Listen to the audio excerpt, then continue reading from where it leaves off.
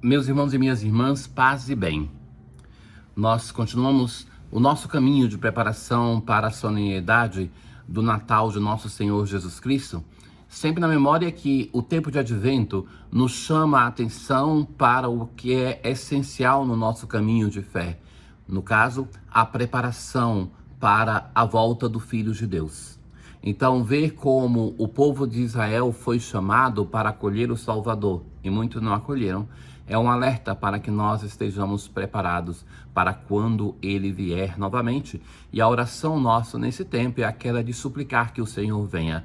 Maranata, vem Senhor Jesus. Então, hoje nós nos encontramos na primeira leitura com um curioso personagem, Balaão.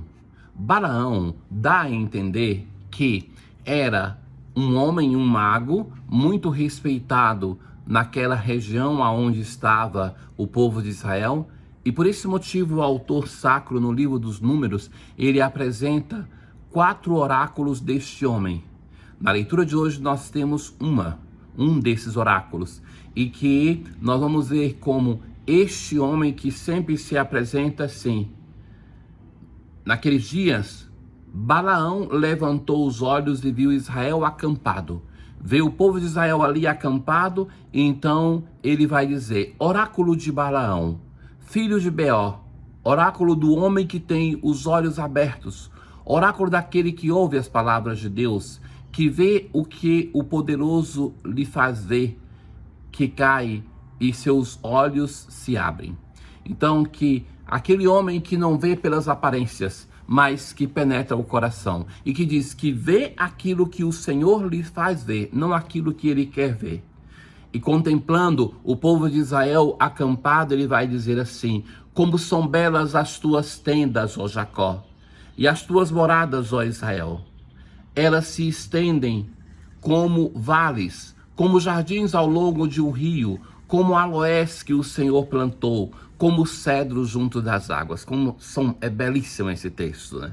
Esta poesia de Balaão. A água transborda de seus cântaros e sua semente é ricamente regada. Seu rei é mais poderoso do que Agag. Seu reino está em ascensão. E de novo ele vai repetir: oráculo de Balaão, filho de Beor, oráculo do homem que tem os olhos abertos, oráculo daquele que ouve as palavras de Deus e conhece os pensamentos do Altíssimo, que vê o que o poderoso lhe faz ver, que cai e seus olhos se abrem.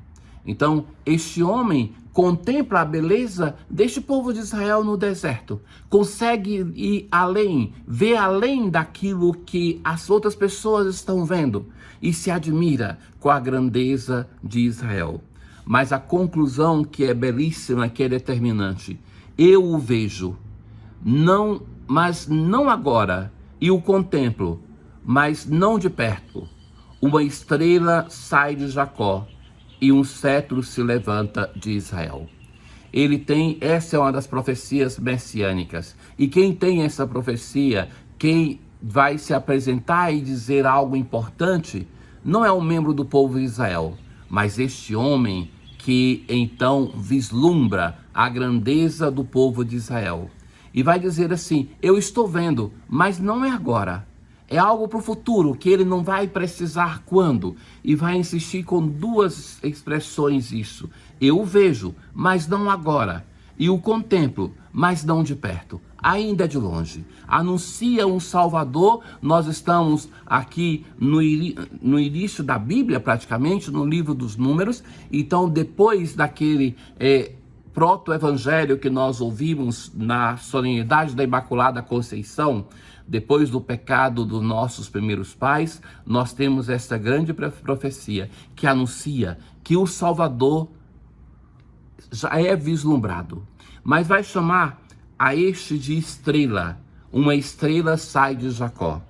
Nos recordamos então daquilo que vai acontecer, que ouviremos depois do nascimento de Jesus, que chegam os magos, como Balaão, e que eles seguiam uma estrela, que não é um astro físico, mas a tradição antiga se dizia que cada vez que uma personalidade importante nascia, uma estrela nova era criada por Deus dos céus. Essa é a estrela do nosso Salvador que aparece para este homem que, por assim dizer, não tem um mérito em especial, não é um membro do povo de Israel, mas já vislumbra a salvação que é enviada por Deus. Luz para iluminar os nossos passos e glória do seu povo Israel. Hoje no Evangelho, nós temos o momento que Jesus volta ao templo. Depois daquele momento que Jesus, que está presente em todos os Evangelhos, que com um chicote expulsa os vendilhões do templo, então os sumos sacerdotes e os anciãos do povo se aproximam e vão perguntar: com que autoridade fazes essas coisas? Quem te deu tal autoridade? Ou seja, Jesus podia fazer ali um discurso sobre a autoridade que vem de Deus, a autoridade que é o serviço, mas ele vê que seria uma perda de tempo. Então ele vai falar assim: também eu vos farei uma pergunta. De onde vinha o batismo de João? Do céu ou dos homens? Então eles percebem a gravidade da pergunta, a armadilha, porque se eles vão dizer assim, vem do céu, eles vão dizer, então por que vocês não buscaram o batismo de João? E se vai dizer, é dos homens, então a multidão ia se revoltar contra eles, porque eles estavam ofendendo o precursor. Então eles vão pensar bem e vão dizer, não sabemos. Então Jesus também vai dizer, eu também não vos direi com que autoridade faço estas coisas. Rejeitar o precursor é um primeiro passo determinante para rejeitar o próprio Senhor. Os discípulos de Jesus, que nós vamos ver dessa semana, eles saem os primeiros também do grupo de João Batista. Então, aquelas pessoas que se abriram e acolheram o discurso, a pregação de João Batista, já eram preparadas para acolher o Salvador. De certo que não era automático, vão manifestar também uma certa perplexidade diante deste Messias tão inusitado, diante desse Messias que é para eles uma novidade. Mas aqueles que o rejeitam, que rejeitam a João Batista, já estão se preparando para rejeitar também a Jesus. Então os sacerdotes e anciãos, eles rejeitaram, perseguiram. De certo que o desfecho da história do Batista não vai ser com um problema claramente religioso, mais aquela relação com Herodes, mas nós temos aqui já estes homens que não aceitaram a pregação do Batista.